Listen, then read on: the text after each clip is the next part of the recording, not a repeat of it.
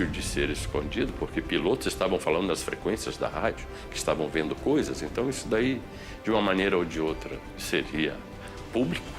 Foi alguma aeronave que está voando. Foi uma das poucas vezes que uma autoridade militar veio perante uma coletiva de imprensa para admitir que existia no céu objetos que não podiam ser controlados.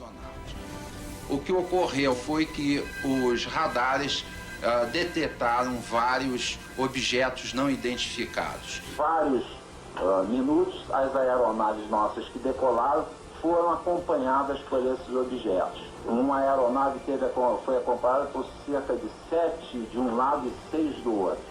Agora, qual é a explicação? Não podemos dar ao senhor, porque nós não temos essa explicação.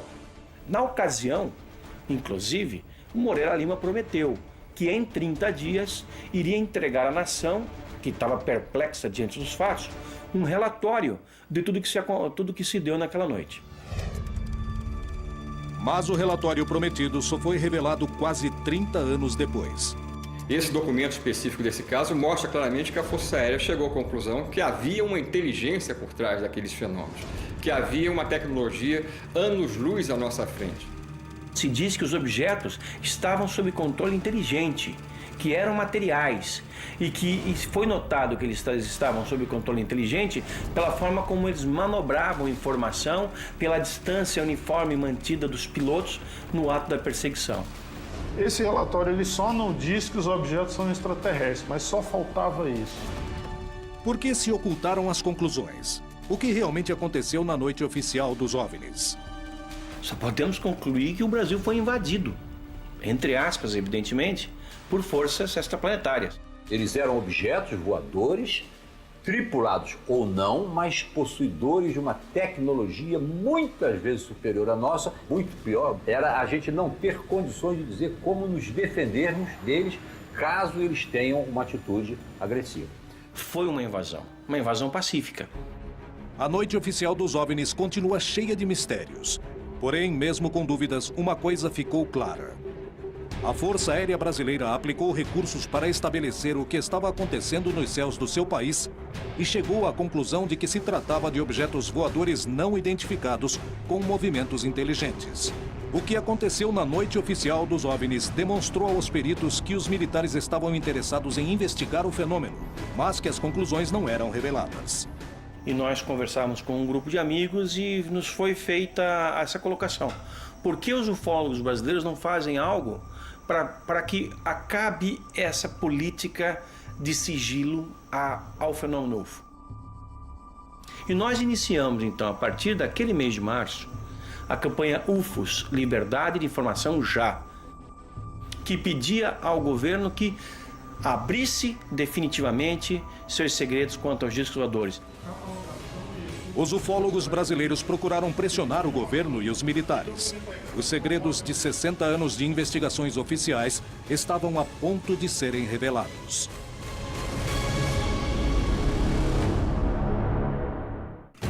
O desenvolvimento da tecnologia militar ocorreu no mais absoluto segredo, igual a muitas das investigações oficiais sobre os fenômenos OVNI. Qual é a relação entre ambos? Os primeiros que falaram da presença de objetos voadores não identificados nos espaços aéreos foram os pilotos que combatiam na Segunda Guerra Mundial. Até o ano de 54, só a Inglaterra tinha reportado 10 mil avistamentos de UFOs.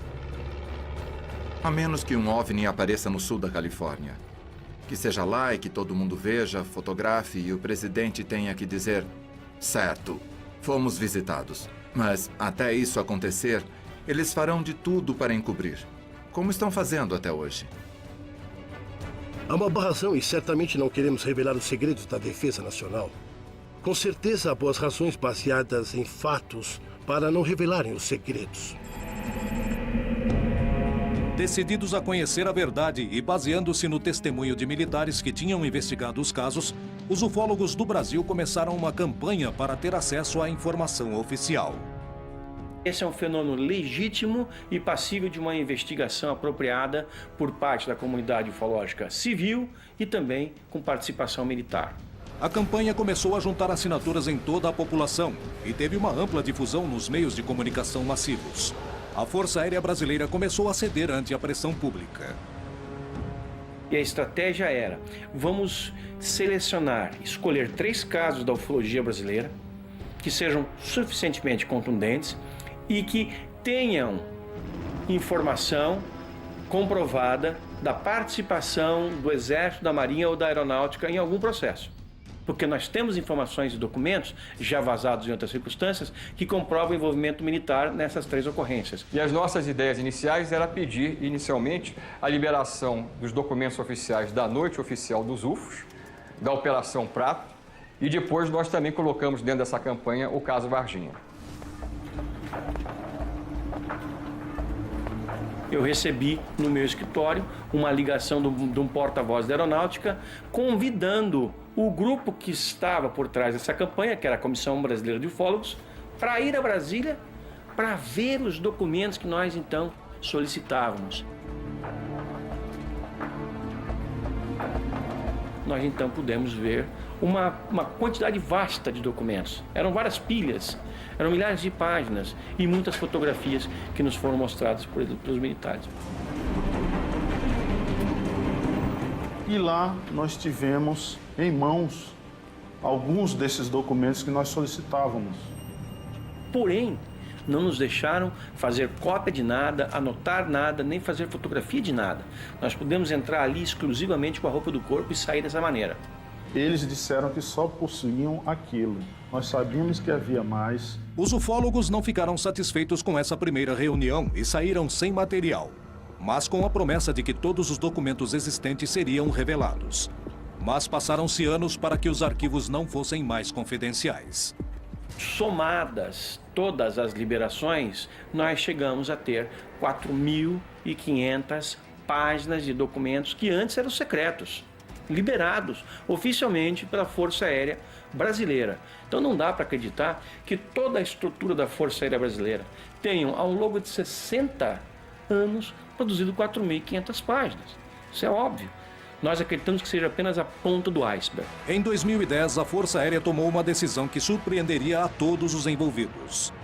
O comandante da Aeronáutica, o brigadeiro do ar Junichi Saito, assinou uma resolução em que se determina ali que todas as informações relativas à observação de objetos voadores não identificados que sejam recebidos pela Aeronáutica fossem enviadas ao CONDABRA, o Comando Brasileiro de Defesa Aeroespacial, e dali, classificadas, catalogadas, esse material fosse enviado imediatamente para o Arquivo Nacional para escrutínio público.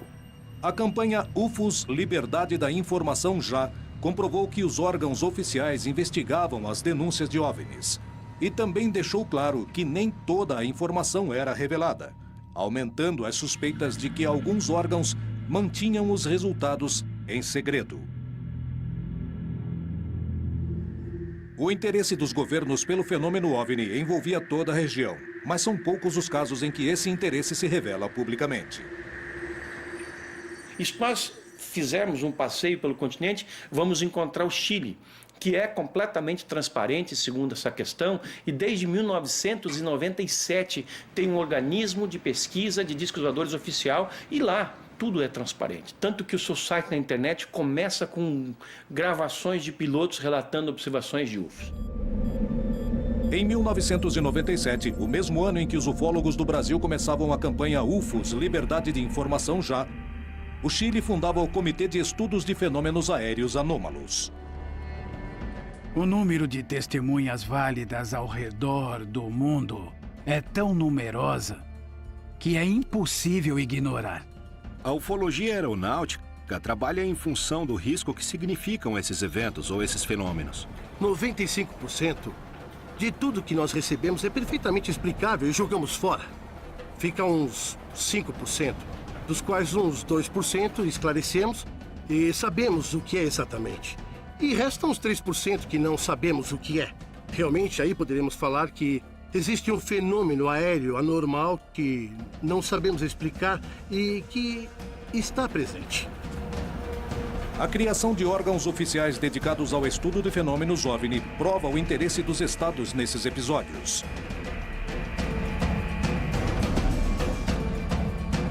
Em plena CFAA, O Major Rodrigo Bravo Garrido foi testemunha direta de um fenômeno aeroanômalo.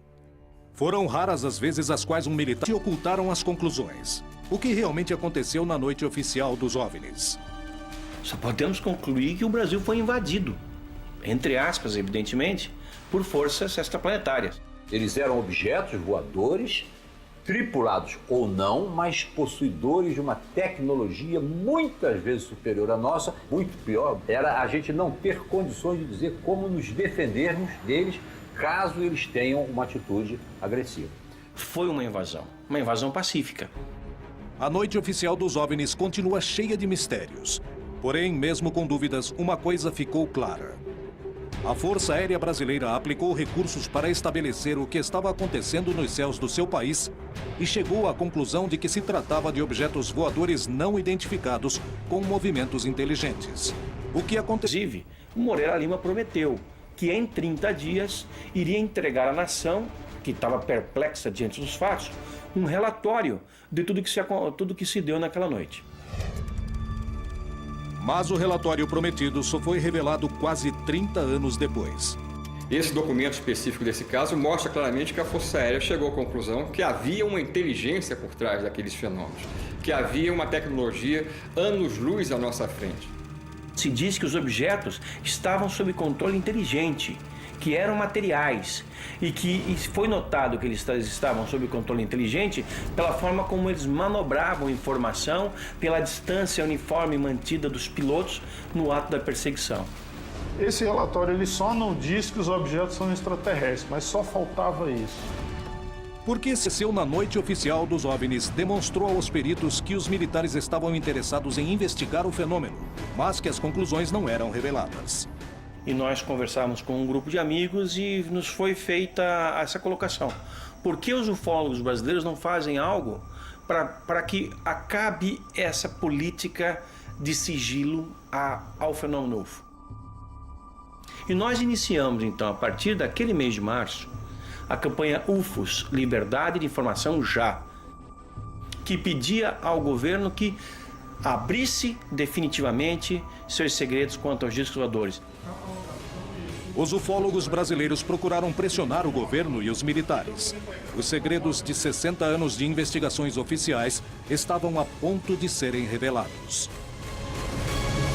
Difícil de ser escondido, porque pilotos estavam falando nas frequências da rádio, que estavam vendo coisas, então isso daí, de uma maneira ou de outra, seria público. Foi alguma aeronave que estava voando. Foi uma das poucas vezes que uma autoridade militar veio perante uma coletiva de imprensa para admitir que existia no céu objetos que não podiam ser controlados. O que ocorreu foi que os radares detetaram vários objetos não identificados. Vários minutos, as aeronaves nossas que decolaram foram acompanhadas por esses objetos. Uma aeronave foi acompanhada por cerca de 7 de um lado e 6 do outro. Agora, qual é a explicação? Não podemos dar ao senhor, porque nós não temos essa explicação.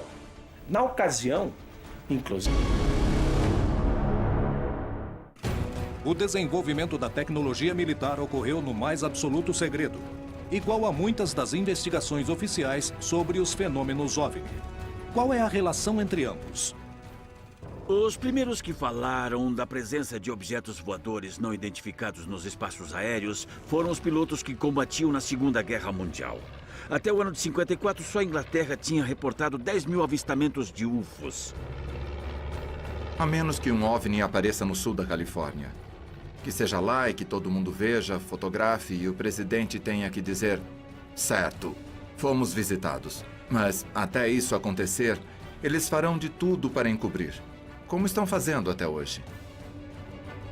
Há uma barração e certamente não queremos revelar os segredos da defesa nacional.